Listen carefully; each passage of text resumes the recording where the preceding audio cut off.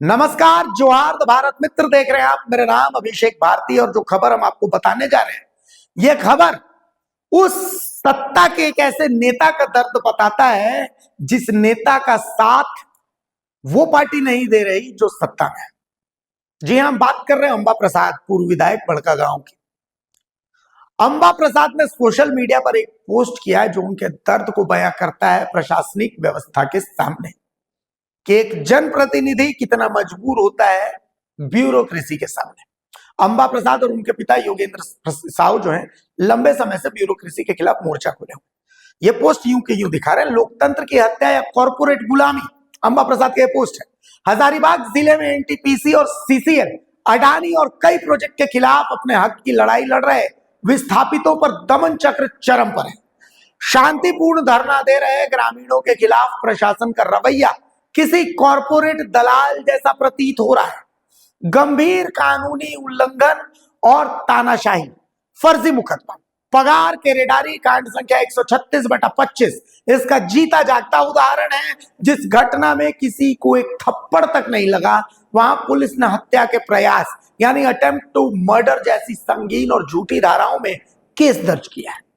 Supreme court के आदेशों की धज्जियां, माननीय सर्वोच्च न्यायालय द्वारा सतेंद्र कुमार अंतिल बनाम सीबीआई मामले में स्पष्ट निर्देश दिए गए हैं कि 7 साल से कम सजा वाले अपराधों में बिना वारंट या बिना नोटिस 41A सीआरपीसी बीएनएसएस की गिरफ्तारी नहीं की जा सकती। लेकिन हजारीबाग पुलिस और संबंधित न्यायिक दंडाधिकारी इन संवैधानिक निर्दोषों की सरेआम अवहेलना कर रहे हैं। अवैध गिरफ्तारी, कल आंदोलनकारी बिरजू महतो को बिना किसी वारंट और बिना सूचना के धरना स्थल से उठा लिया गया और उन्हें न्यायिक हिरासत में भेज दिया गया।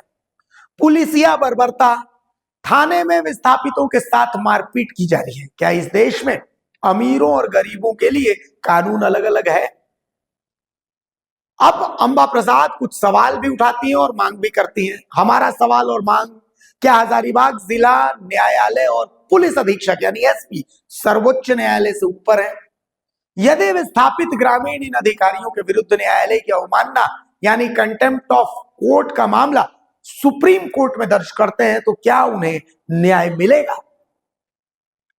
माननीय झारखंड उच्च न्यायालय यानी झारखंड हाईकोर्ट को टैग करते हुए और सर्वोच्च न्यायालय का ध्यान इस ओर आकृष्ट करती हूं, क्या इन पुलिस अधिकारियों और न्यायिक दंडाधिकारियों के विरुद्ध अवमानना का मामला नहीं चलना चाहिए?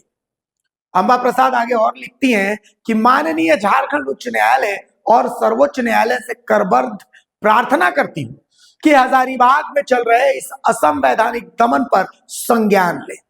गरीबों को उनके जल जंगल जमीन से बेदखल करने के लिए कानून का दुरुपयोग बंद हो। अंबा प्रसाद की यह फरियाद सोशल मीडिया पर है, लेकिन सोशल मीडिया पर उनकी यह फरियाद बहुत सारे सवाल उठाती है। पहला सवाल, क्या ब्यूरोक्रेसी के सामने जनप्रतिनिधि इतने मजबूर हैं झारखंड में? क्या कॉरपोरेट के सामने सत्ता पक्ष विपक्ष सब एक हो जाते हैं? संभव है आप कहेंगे कि भाई ये उतने दिन कहां थे, ये इतने दिन कहां थे, फलाना ठिकाना, ये बातें सही है, लेकिन सवाल तो ये भी है कि यहां तो बात विस्थापितों की हो रही है। आप अंबा प्रसाद और योगेंद्र साहब के लिए सिंपैथी मत रखिए, लेकिन बाकी विस्थापितों के लिए तो आपको सिंपैथी रखनी पड़ेगी। तो क्या उन बाकी विस्थापितों को भी पिस जाने दिया जाना चाहिए, या फिर सच में हाईकोर्ट अगर स्वतः संज्ञान लेता है तो ऐसे मामलों में क्या हाईकोर्ट को स्वतः संज्ञान नहीं लेना चाहिए?